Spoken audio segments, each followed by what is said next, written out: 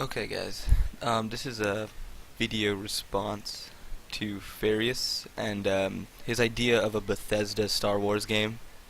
And after I was the one who was commenting with him to get that conversation going, if Bethesda was ever to take a shot at the IP here, he approached the idea with a writer's perspective, and I'm going to be approaching it with more of a game designer's perspective to the issue. Well, not really an issue, but the idea in general. So I'm just going to be running a little SWTOR gameplay in the background because it's another Star Wars game. So he started off his idea. Well, actually, you know what? I'm just going to explain my idea first, and then when the points come across that contrast with his idea, I will point it out. Now, what I think Bethesda will do is the planet that he picked first was Onderon, and his reasons were completely just for picking Onderon. It's new, it's fresh, it's not really been discovered, and has the ability to become a very cool canon location. As I think this would be a very good in a writing perspective. I think for the first game at least, if it's the first game and they plan on making a series, I think they're going to pick a planet that we have seen before, somewhere in the movies. And as a game designer, I'm thinking, why was BioWare's Knights of the Old Republic so successful to the point where it bred an MMO like this? Even though the MMO may not be as great as that, but still, it was a good enough idea for them to want to create an MMO in the first place. So what did they do when they made their game? They picked planets that we have all been to, we have all heard about 1,000 times, but they made them feel different. They connected the fans in a way, but still made them feel like they were playing a different adventure, and not just a rehash of other Star Wars games. And I think this is what they will do. They'll probably pick a planet like Tatooine, they could pick even Kashyyyk, they could pick even Coruscant. If they wanted to, they could make a game with a very expansive Coruscant, and I think with today's technology, they could do it. And as a designer, I'm saying this, it is possible to do. And the DLC for that game would easily be different sections of the cities or new planets, because I'll give Bethesda one thing. They're very good at making good, quality, worthwhile DLCs. And if I'm sucking in the background, I apologize. I'm just running around like a retard at the moment. So, yeah. So that is what they would probably do if they had a choice. I think they would pick a planet that players could connect. And for my idea of what they would do, I would probably say Tatooine, because of how flat it is, how open it is, and the amount of role-playing possibilities in that planet. So I agree with his time period. I think it should be between the third and the fourth movies, because that leads to very cool tie-ins. It'll allow characters to make their cameos as well during that time period. It would just be generally an overall good experience, I feel, for the players. And that's how I think it would kind of go. And if it sounds really boring, it's because I'm not editing this, and I'm trying not to tongue twist the best I can, but oh well. So yeah, so the game would be set on Coruscant, and I think you would not start off with the Jedi thing, where you are a kid, things have been killed, and your connection to the Force. I think the game wouldn't start off like that, but it would develop into that instead. You would sort of be pushed away, and I think they should copy the Skyrim leveling system. I think if you want to get good with blasters, you should be using a blaster. If you want to roleplay as a bounty hunter, you should be able to. And I think it's kind of like that. They're going to make ways for you to roleplay, and I could see things like that. So let's see how that would go. So we're on Tatooine. We start off there. And let's just say a new mineral. Since the extended universe doesn't exist, you can add this however you want. Let's say a new mineral has been found on Tatooine, and they want control of it. The Empire wants control of it, and the Rebels really need this mineral. They really do. And it's important to them because this could be the fate of the rebellion in a weird way. The rebellion really hasn't kicked off, but this will help them kick off, and they really need it. They know they need it. And then you can also have a political aspect to the RPG, which is like Leia Organa and her father at the time. They are secretly part of the rebellion at this time. So, like they don't like the Emperor. So you could easily see them backing this idea. Um, and I think I'm just gonna say this to give to Bethesda like what they usually do. You're gonna start off as a prisoner. Yeah, that's what Bethesda always does. You're gonna start off as a prisoner, and the Empire is escorting you. And something goes wrong, which I can't say what yet because I would have to really sit down and think what would go wrong. But I would say like maybe the rebels attack or something, and it frees you. Then you would, be on your own. And this is like what Skyrim did. It was when you left that tutorial area, basically, there's the world. Go explore. And I think that is the approach they would go with. I think the way Ferreus' idea was, I think that would be more of a BioWare game. To be honest, I think it really would, because it's so focused. The story is really focused, and if we look at past Elder Scrolls games, they have their independent stories, but the games are usually not focused like that. If you know what I mean. It's that kind of thing. They really are not. Like, even the Dragonborn story was not a very focused idea. It was kind of a little bit all over the place, and it was very easy to get lost and thrown off the track of it. Which could be good or bad, depending on your perspective. And personally, I think this is good. And another reason why I wanted to pick Tatooine was the possibility of factions and your role-playing ability. Because what's really cool about Bethesda games, you sit down and you roleplay, right? You can literally give the middle finger to all the storylines in the game and go make your own. Like, literally, you could do that in Skyrim. And it's not a loner thing to do. It's just a very cool thing and adding to the game. You could literally do that for hours on end, and you could enjoy Skyrim. That's why I enjoyed Skyrim. I did some of the stories when I RP'd as a thief. I never even did the main story. I just did the Thieves Guild missions and got better as a thief. If I wanted to be an assassin, I joined the Dark Brotherhood and just roleplayed. After that, I went to taverns, drank. This is on PC, by the way, so I had mods to do drinking and emotes and stuff like that. So I did all that, and it was exciting and fun, and I think that's what makes Bethesda games click compared to other studios. And so what I'm trying to say here is you would probably start off with nothing, and you could build a connection to the Force in the sense of, instead of finding those Dragonborn, those tombs and all those things, like they showed, you would be able to, you would find like holocrons to connect yourself to the Force, and these are required in order to do that. So, if people are thinking, well, how would they connect the two ideas? Well, that's how they would do it. They would basically make the Dragonborn items into the Force-sensitive items. They've already basically laid the groundwork of the Force for themselves, which is one thing Ferreus hit on, I think, really well, is that they have the means based on their other games. And I could see them making a very good story out of it, like a trilogy or some sort of series out of this. So that's how the game would start. You would be doing anything you want. You could pick up a blaster, a vibroblade, pick up whatever you want, and just start getting good with it.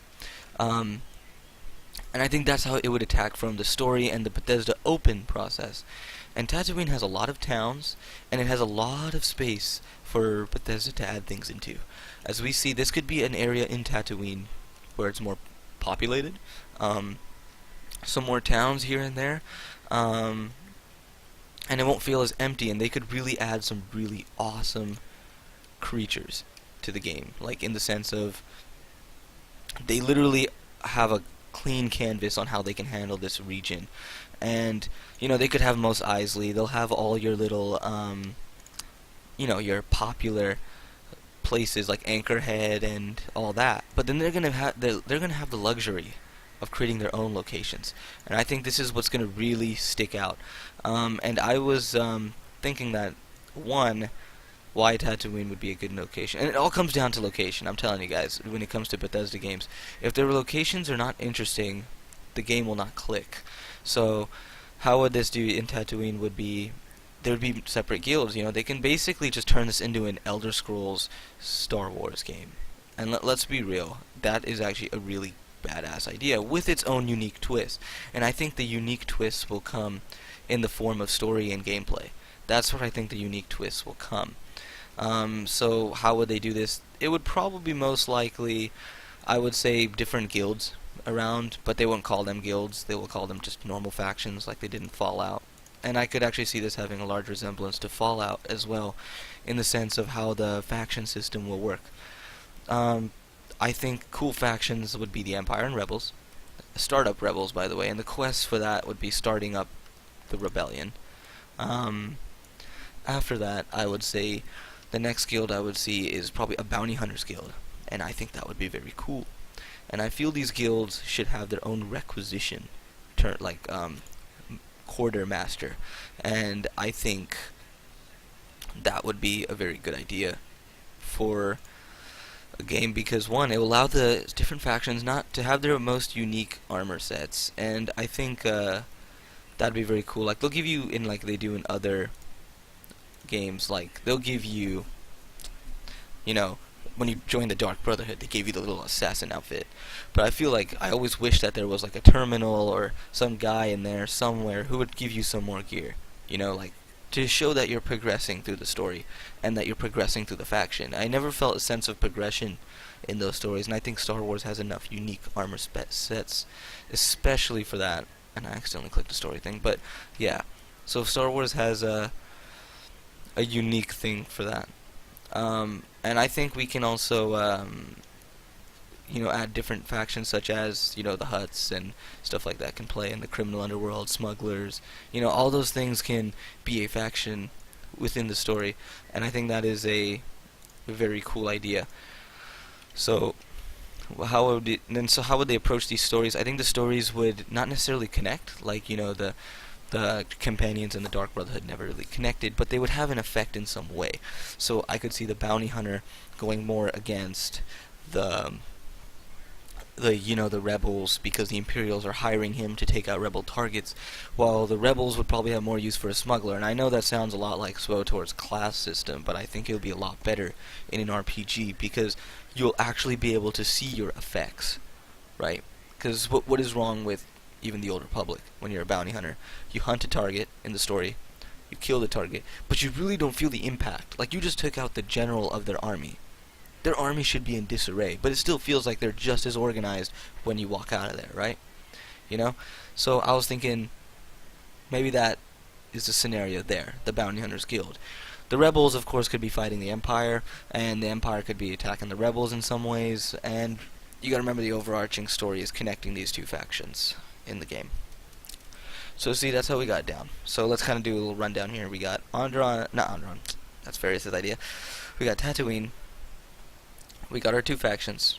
We got our character starting point as a prisoner, escapes on his own, and then we got, the different factions and guilds that will make up this world and populate this world. And I think the physics engine for the Skyrim games and all that can easily handle an awesome Star Wars game. Like, I could see people being decapitated with lightsabers. I could see vibro swords slashing at people, their bodies going limp. I could see blasters really taking people out. And I could see that physics working really well. So we have a little connected, basically, skeleton now of a game, of what it can be. And if we look more in depth into the mechanics now, so that's what we've set up here. We've set up a really open-ended game, with a story that is not as a beeline to the end. And I think this is what's going to make it a lot more interesting, because to be honest, I don't think BioWare makes good. I just don't enjoy their RPGs like I used to. And I feel that the more open-ended that Bethesda goes with their game, the better it will turn out. Because this is their chance. This would be their chance if they had this concept in their hands to really make an impact on the Star Wars community, on the RPG community, and the sci-fi RPG community. I really think that a game with this concept that I've just laid out could easily overpower the Mass Effect series. I mean, let's face it, guys. We've all played Mass Effect that are serious about sci-fi RPGs. You all know that once the story is done, there's really nothing to do in that game, and you all know it. You know, Mass Effect game. Oh, Mass Effect story. Go through it. 30 hours. You know what? I would say I spent more than 30 hours in Skyrim, bro. You know, and it's just a straight up fact. And I think, and I'm not trying to turn this into a Bethesda versus BioWare, but I'm saying why I think Bethesda should have a crack at the IP. I think Star Wars, since Star Wars Galaxies, has not had an open-ended game where you could actually explore the galaxy. You're limited around every corner. Even in this game, Star Wars: The Old Republic, you're limited in every corner. You know, like, why can't my Sith warrior conjure up, have some lightning abilities? And I know they're trying to make them unique to the different classes, but like, can't he just learn like a shock? I mean, Mal gets fucking shocked somebody, and he's a Sith warrior. You know, so that's what I'm trying to say. So how we go is, now that we're getting back a little bit off topic there, let's get back to the point of the open-endedness of that idea. So now that you have your faction set up in the world, and the player could progress in any way, so we'd have to position him on the map in a position where he is close to a town, but also very isolated from the rest of the world, and where the rest of the world feels very unique, and unexplored to him. I think this is their chance to really, really, walk away with an awesome story, a great concept, and really come out on top with this. I think they could win easily an RPG of the Year idea, and I really think Disney should give them a shot at it, because, you know, EA will never hold, I don't think they'll hold the IP forever. I don't think so. And if we move in that direction of Tatooine being the connector, and then to the world, that's going to be the player's connection to the world. So that's how it's going to connect. They're going to be a prisoner. They're going to pick their guilds and factions that they want to be part of, or they can follow a main story arc and go from there. And I think that's a good concept for the game. Now, of course, I could sit here and talk all day about, you know, the ins and outs of this game, but it doesn't exist. So, and another thing is I'd have to actually sit down and really grind that out. I mean, so I'm already working on a game, and I already know how much time it takes to come up with one concept in full depth, but that would be like the skeleton, you know, of the game. And for Bethesda, I think with their DLC system, the game could expand into a massive world. The one game. And I agree with Ferreus on this one, that they are going to pick one world, and they're going to make it massive. They're just going to make it absolutely massive. So that's my thoughts on a BioWare game. How it not a Bethesda game, not a BioWare game. My thoughts on how BioWare games are going, yes, but not a BioWare game. This is going to be a Bethesda game, and how they would approach it, I think, in a more game designer perspective. So yeah, guys, cheers.